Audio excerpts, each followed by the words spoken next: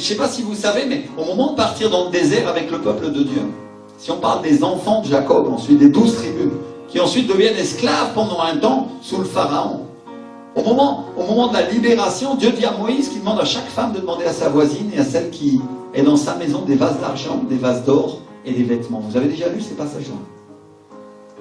Et la Bible nous dit que Dieu leur fait trouver grâce au peuple de Dieu et qu'il dépouille les Égyptiens. On trouve ça en Exode 3, 22. C'est-à-dire le peuple de Dieu ne part pas à vide. Ils ne quittent pas l'Égypte à vide. Ils partent riches. Il y avait moins riches. Là, ils ont été esclaves pendant des années et ils sortent habillés comme des princes. Alléluia! Imagine-toi. Ils sortent habillés avec les vêtements des Égyptiens. Ils sortent habillés avec l'or, avec l'argent, dans le désert pour aller adorer Dieu.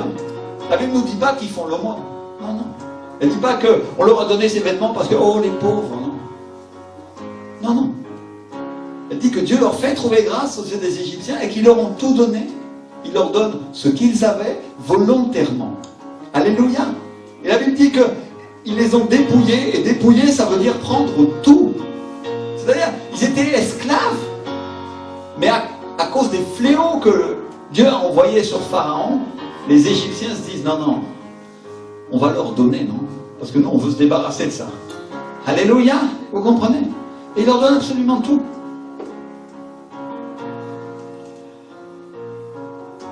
La Bible ne nous dit pas qu'ils ont pris ça par la force, comme le font les nations quand elles attaquent d'autres nations. Non, non, ils leur ont donné volontairement. Dis avec moi, volontairement.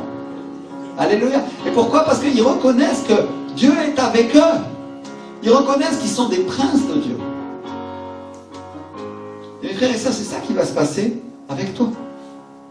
Tu vas aller voir les gens du monde et d'un coup, ils vont se mettre à te donner des choses. Et toi, tu ne sauras pas pourquoi.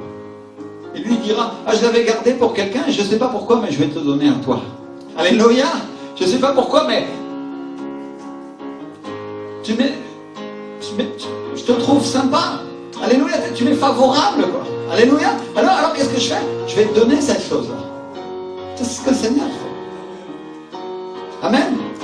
Alléluia. De meilleures voitures, de meilleurs costumes, de meilleures places dans l'avion, de meilleure maison. On parle de restitution. De ce que les Égyptiens leur ont volé. De comment ils ont volé son peuple pendant des années quand ils étaient esclaves. Imaginez-vous qu'ils ont reçu 400 ans de salaire d'un seul coup. Ils ont reçu 400 ans de vêtements, de costumes, en un jour. De ce que le diable leur avait volé. Amen. Merci Seigneur. Quand je préparais cette prédication, le Saint-Esprit m'a dit une chose. Il m'a dit, dis-leur qu'ils vont recevoir une restitution de ce qu'on a pris à ceux qui les ont précédés. Alléluia. De comment on leur a pris leur maison parce qu'ils étaient chrétiens. Amen. Il y en a qui savent ça, que pendant la Révolution française, il y a des gens à qui on a pris leur maison. Dieu, mon frère, ma soeur, va rendre ses maisons au peuple de Dieu. Alléluia. Et il va rendre ses temples. Voilà ce que le Seigneur est en train de me dire. Dis-leur qu'ils vont recevoir la restitution de ce qui les a précédés. Alléluia. Qu'est-ce qu'il dit? Gloire à Dieu pour ça.